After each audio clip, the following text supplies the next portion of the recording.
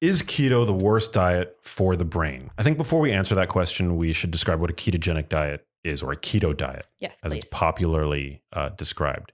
So, a ketogenic diet is essentially a very low carbohydrate diet. It's been used for almost a century at this point in medicine as a therapeutic diet to treat certain types of epilepsy.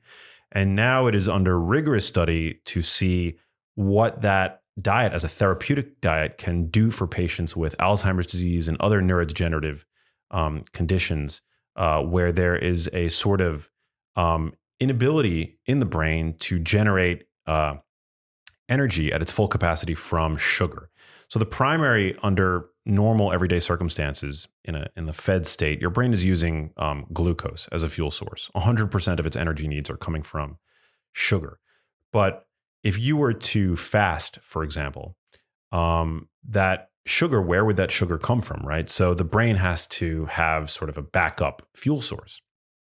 And so what happens in a starvation state, which we've known at this point for a century, is that the liver will then start to dip into your body's fat tissue, mobilizing fatty acids and converting them to ketones, ketone bodies, which the brain will then use as a fuel source. About 60% of your brain's energy needs can be supplemented by ketone bodies. The remaining 40% of its energy needs, which are from sugar, can be furnished by the lipolysis of fat, because triglycerides, which is how we store fat, the glycerol backbone is actually a sugar source for the brain. Our livers can also break down protein via a process called gluconeogenesis, where it converts protein to sugar.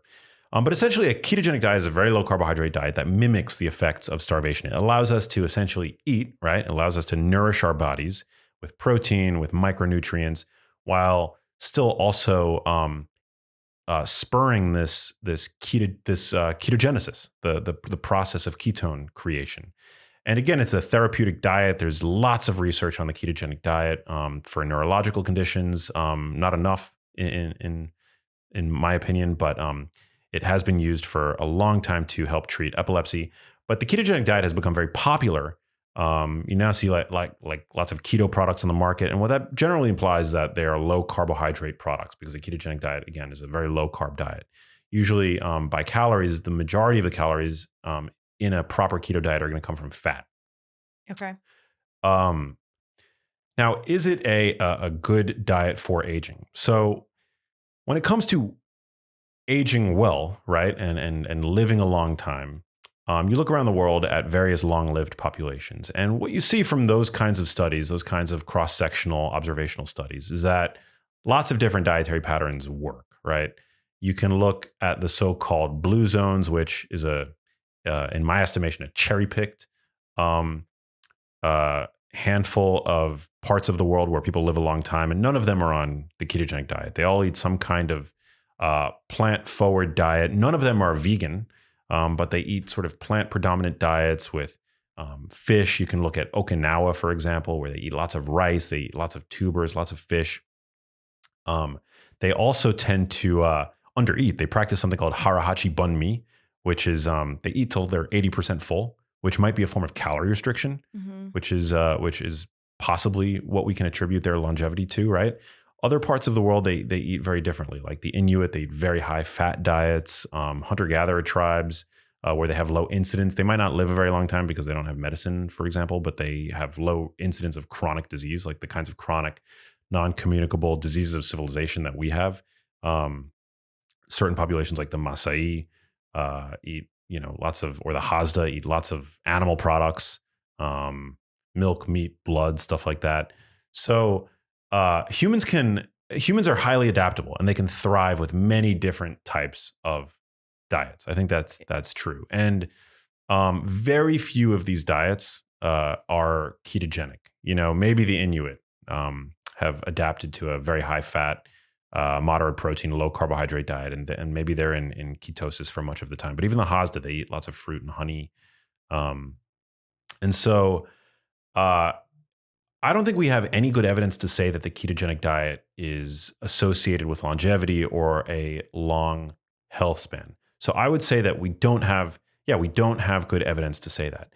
I think that the ketogenic diet has utility potentially for people that are suffering from neurologic conditions, and we need more research on that topic. But there is some evidence that a ketogenic diet can help furnish fuel to a metabolically ailing brain, which is what happens in Alzheimer's disease. The Alzheimer's riddled brain um, experiences something called glucose hypometabolism, meaning its ability to create energy with out of glucose is diminished, and its its ability to create energy from ketones is unperturbed. So it can continue to create. It can continue to um, basically generate 100% of its. It can fulfill 100% of its needs for energy using both glucose and ketones. So they're now studying to see whether or not it can improve memory function, and there is emerging data suggesting that that in fact is the case. The ketogenic diet can improve functional capacity in patients with Alzheimer's disease, which is great. It's not a cure, Right. but that's super hopeful. Do you need to be on a ketogenic diet to prevent Alzheimer's disease? There's no good evidence to say that. It is being sort of looked at, I believe, clinically. But that's very hard research to do. And I don't think that you need to be on a ketogenic diet to prevent Alzheimer's disease. I think you can be on a diet, a nutrient-dense diet, and a diet that incorporates, that minimizes exposure to ultra-processed foods and unhealthy fats like grain and seed oils and the like. But there's really no good data to say that the ketogenic diet is can that it's associated with aging well or good health span and the like. There are things I think that there are aspects of the ketogenic diet that we can borrow, like the reduction of glycemic variability. So and the abstention from really high glycemic foods, because we know that high glycemic foods, even among people who are young and healthy, is robustly associated with increased risk for developing type 2 diabetes. Um, and so I think that's a positive thing. So are there aspects of the ketogenic diet that you would borrow for someone that's like, I want to live as long as possible? I would not recommend the ketogenic diet for that person. I would say eat a diet that's nutrient dense, that incorporates both animal products, Okay. properly raised, grass-fed, grass-finished beef, free-range chicken, for example, and wild fatty fish, and dark leafy greens, low sugar fruits, Okay. and things like that on a regular basis. But yeah, we just don't have the evidence to say. And a lot of we now, I think, have a more sort of evolved view of how to construct a nutrient-dense ketogenic diet. But for many years, the ketogenic diet, the way that it was practiced was like just meat or not even meat, because in the classical sense, the ketogenic diet has been described as a low protein diet, a lower protein diet. It's not necessarily a high protein diet. It's a high fat diet. And so now I think we have this sort of evolved view of how to incorporate some aspects of the ketogenic diet with what we know about the role that, for example, protein can play in aging well. Mm-hmm. So that's an area where I would diverge from the ketogenic diet. We know that protein is really important. Right. And so we would actually want it to be a moderate, if not high protein diet, to facilitate healthy aging. The classical ketogenic diet doesn't make any stipulation for vegetables and whole fruits, which we know fruits and vegetables are associated with better health, right? Mm-hmm. And lower levels of inflammation. And so, I think that we can incorporate fibrous vegetables if we want to do a ketogenic diet, like dark leafy greens, highly nutrient dense foods.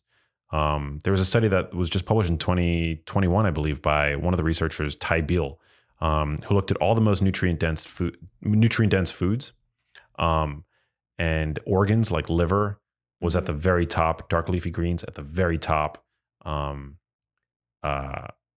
like oysters, clams, mussels, mollusks, shellfish, things like that at the very top, dairy at the very top, eggs at the very top. I think whether or not your diet is quote unquote ketogenic, I think incorporating those kinds of foods, which all are low carbohydrate foods, I think those are really should be foundational to a pro longevity um, dietary plan. Is there someone that the ketogenic diet's right for? Yeah, I would say people that are struggling with, well, we don't really have great data outside of the context of epilepsy, Mhm. right? But I think that people who are suffering from neurological conditions, and this is not medical advice, Mm, so check with your doctor yes, um, always. first. Yeah, but I do think that were I to have some kind of cognitive decline um, or even perhaps a TBI, I would look at the ketogenic diet. I would consider a ketogenic diet um, because because we know that fats are a very clean burning fuel source to the brain. The brain can continue to use fat even um, in certain disease states, like Alzheimer's disease. Okay, Once interesting. converted to ketones, and we also know that ketones, outside of just being a fuel source, have all these like signaling features. They seem to increase blood flow in the brain. They seem to increase levels of BDNF, which is brain derived neurotrophic factor. So again, I think it's a really great therapeutic diet. A lot of people will use it as a weight loss diet. Yeah, Um, I think people get really excited because when you go keto, you lose a lot of weight fast, but the weight that you lose isn't necessarily fat weight. It's like, maybe a little bit of fat, but it's a lot of water. People tend to lose water, when initiating a ketogenic diet.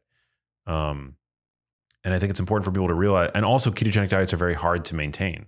So if you're trying to lose a lot of weight and keep it off, um, it's likely that there will be more sustainable diets for you okay, when compared to a ketogenic diet. But by all means, if you enjoy a ketogenic diet, do it. right. But ketogenic diets also, because they're starvation mimetics, they can also be a stressor on the body. And that's another thing. That's another thing that I think people don't consider when adopting these diets, that it is kind of stressful on the body. Because your body is basically like, it thinks essentially that it's in a starvation state, even though it's not. Your liver is having to basically pick up the slack and generate ketones for the brain, which has that sort of basal energy requirement. Right. And we know the effects stress has on attempting to live longer. Exactly. So, Yeah. So I don't want to my goal here is not to steer anybody who's curious about the ketogenic diet away from it, but it's also not to steer anybody towards it towards without it. understanding all of the sort of nuances and what I think the ketogenic diet as a tool is best suited for. Um, and and so yeah, but with regard to aging, there's really no data on it, and I think that it's probably not as optimal. It's not a diet that's optimized for aging well. I think it's optimized for helping support the brain Mhm. in a certain context. Right. Um, And I yeah. know you said this, but what aspect of it supports the brain? Is it's the low carb aspect or no? Well, I think that probably, Or we don't yeah. necessarily Well, know. it supports the brain in the sense that it allows the brain access to ketones, which is this Okay. sort of ancestral fuel that the brain would have had access to once glucose ceased to be available. Okay. Um, and and it also has all these signaling effects, like it increases BDNF, it increases blood flow to the brain, Okay. um, and yeah. So I think it's a good sort of analogy that I can liken it to is you don't need to be on a low carbohydrate diet to prevent type 2 diabetes. But once you have type 2 diabetes, a low carbohydrate diet is an effective therapeutic diet Something to help manage. for, yeah, something to help manage and reduce the overall area under the curve for insulin and for glucose, right? Mhm. So similarly with a ketogenic diet, you don't need to be on a ketogenic diet to prevent Alzheimer's disease. We don't have any evidence to say that the ketogenic diet can with certainty prevent Alzheimer's disease. But Right. once you have, God forbid, you develop Alzheimer's disease, which is a very common condition, right? God By the forbid. year, yeah, I mean, today, if you make it to the age of 85, you have a 50% chance of being diagnosed with Alzheimer's disease. Really? Yeah, it's 1 in 2 if you make it to the age of 85. It's very common. So I wouldn't wish that condition on anybody listening or watching this. But if you do make it, if you make it to 85, or even if you don't, and you develop, Alzheimer's, it is, the ketogenic diet is potentially a worthwhile therapeutic option to try, Right. especially, knowing that the drugs are minimally effective, if at all. I mean, there's even a FDA approved medical food on the market called Axona, which is, it's made of medium chain triglycerides, which become converted by the liver to ketones. So ketones are relevant to the brain. That's why I think like anybody disparaging the ketogenic diet, especially with regard to brain health, but just in general, I mean, we shouldn't demonize it in any way, right? I think it's like we have to be studying. It's a fascinating diet, and it's been relevant clinically for almost a century at this point in the field of neurology with regard to epilepsy, and I think there's hope emerging from the literature now with its for its utility in other settings like Alzheimer's disease. So yeah, I think we need to keep talking about it, keep studying it. But is it a cure-all? No. Is it the sort of holy grail for weight loss? It is for some people, but it you don't have to be on a ketogenic diet, Yeah. Is it a diet that is going to help you live forever? Probably not. We don't have any good evidence to say that. But it is a therapeutic diet worth trying if you do have complaints, neurologic complaints. I have lots of complaints, but Do you?